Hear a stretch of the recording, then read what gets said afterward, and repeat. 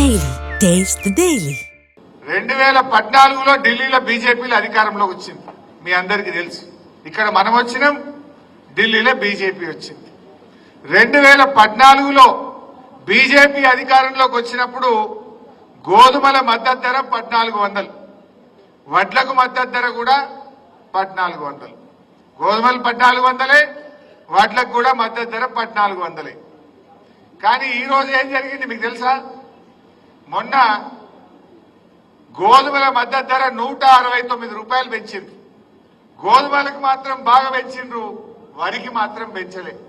ఈ రోజు గోధుమల మద్దతు ధర 2585 రూపాయలు.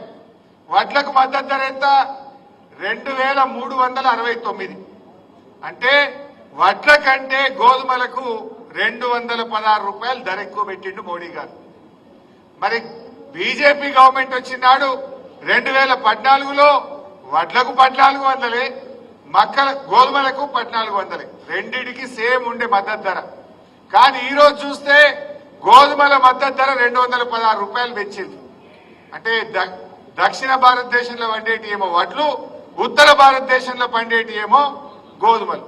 అంటే మోడీ ఇలాకాల వాళ్ళ గుజరాత్లో, వాళ్ళ ఉత్తరప్రదేశ్లో, వాళ్ళ ప్రాంతంలో పండే గోధుమలకేమో ధర పెంచిండ్రు.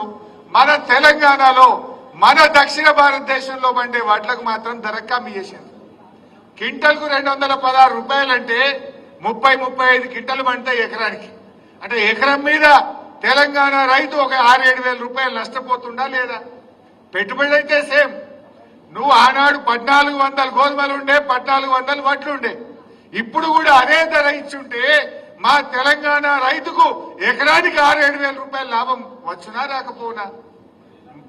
అంటే ఎంత నష్టపోయినట్టు ఈ 10 ఏళ్లలో? ఎన్ని క్వింటాలు, ఎంతమంది రైతులు, ఎన్ని కోట్ల రూపాయలు ఈ తెలంగాణ నష్టపోయింది? మరి సబ్కా సాత్ సబ్కా వికాస్ అంటే ఇదేనా? ఇది బక్వాస్ కాదా?